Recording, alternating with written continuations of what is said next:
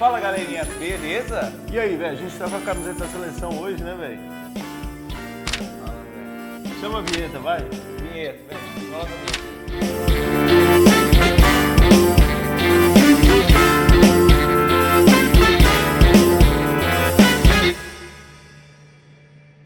Fala, meu povo! E aí, beleza? Na última aula a gente falou um pouquinho sobre a introdução a polímeros. E aqui agora a gente vai falar um pouquinho sobre os polímeros de adição. O que acontece para ter um polímero de adição? Como você já deve ter visto nas playlists anteriores, as reações de adição dentro da química orgânica, ela acontece quando nós temos um componente insaturado ou uma cadeia fechada para abrir e formar compostos saturados. Neste caso aqui, nós temos compostos insaturados e que vão formar compostos saturados. Nesse caso aqui do polímero de adição, nós temos um componente onde eu tenho uma dupla. Essa dupla se rompe, essa ligação π se rompe para formar ligações sigmas. É isso que acontece. O esboço geral é isso aqui, ó. Aqui não importa com quem o carbono esteja ligado, né? Aqui pode ser hidrogênio, pode ser carbono, pode ser hidrogênio. Não tem problema, tá bom? Qualquer que seja.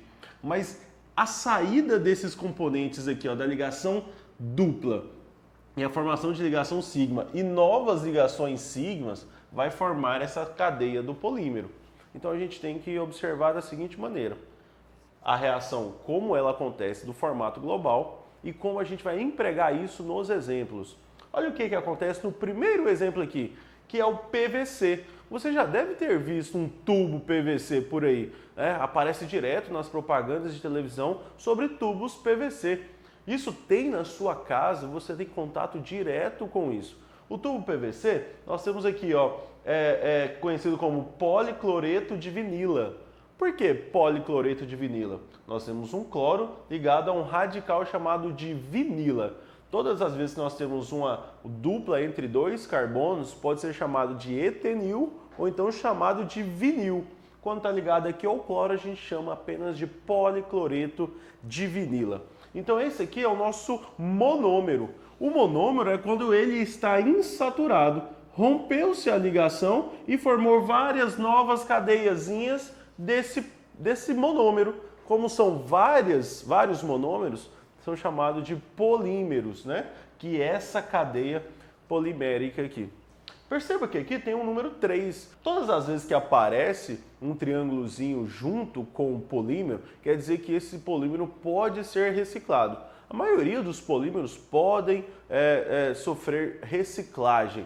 Nesse caso aqui, o número 3 é o modo da reciclagem que esse polímero pode sofrer. Por exemplo, o PVC ele não pode ser incinerado, porque se ele for incinerado, ele vai liberar aqui agora com o hidrogênio e o cloro, ele vai liberar uma coisinha chamada ácido clorídrico. Isso não é legal. Então tem que ter alguns métodos para tratar esses polímeros. Cada polímero tem um modo de reciclagem diferente. E o tio Soneca vai trazer mais alguns para você aí. Fica ligado. Então galera, como o Pavanelli já te explicou, os polímeros de adição, a dupla ligação se rompe, fica uma valência livre em cada um desses carbonos. Isso acontece em várias moléculas ao mesmo tempo e as moléculas vão apenas unindo-se, né? E formando ali a nossa macromolécula.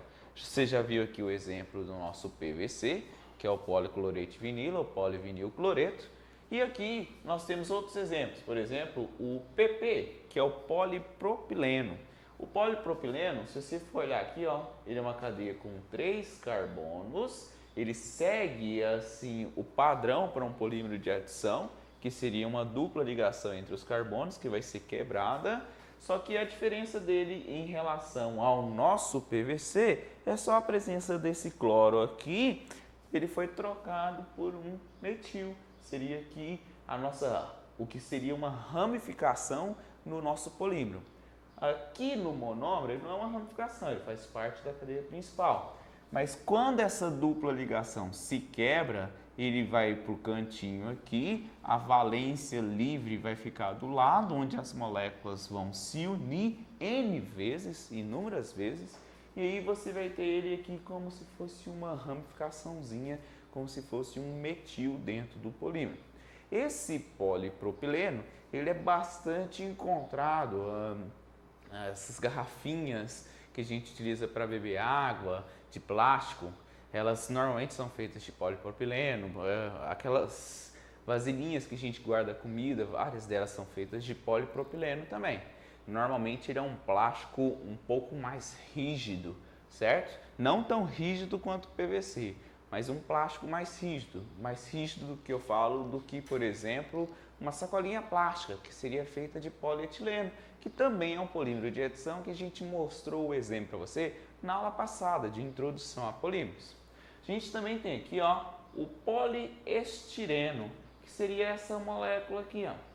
Ele seria também conhecido como vinilbenzeno, considerando o benzeno como cadeia principal, mas o nome usual dele é poliestireno. Também aqui é conhecido, simbolizado por PS. Esse poliestireno, ele é utilizado principalmente, o mais comum a utilização dele é para a fabricação de isopor.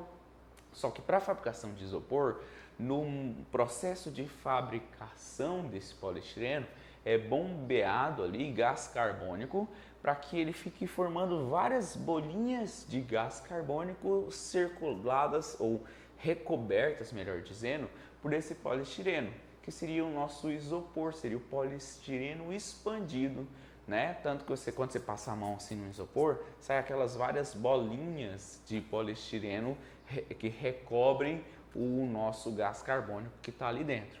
Quanto menos gás carbônico é injetado nesse isopor, mais denso fica ele, e aí ele fica mais rígido, então, e mais pesado, digamos assim, mais denso, né? Ele é utilizado quando você precisa de um material que tem um pouquinho mais de resistência. Ainda assim, a resistência dele normalmente é bem baixa.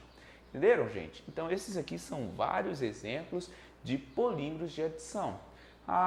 Procure aí no rótulo de alguma garrafinha, alguma coisa que é feita de plástico na sua casa, um saco plástico no rótulo dele. Procura aí para ver de que polímero ele é feito, né? Esses plásticos que a gente tem aqui ao nosso redor, no nosso dia a dia, eles são todos feitos aí por polímeros. Então é um material que é bem presente na nossa vida. Procure aí na sua casa e deixe nos comentários. Então, galerinha, eu desafio vocês, a gente desafia vocês a achar pelo menos 2 polímeros que estão ao redor aí dentro da sua casa. Exatamente, se você tiver alguma dúvida, basta olhar aí no rótulo da embalagem, ver do que ele é feito, né? Às vezes, umas garrafinhas tem lá escrito embaixo ou na tampinha. Procure aí na sua casa de que é feito. Ache aí 2 polímeros que estão ao seu redor e deixe nos comentários. Isso mesmo, é nóis, tamo junto.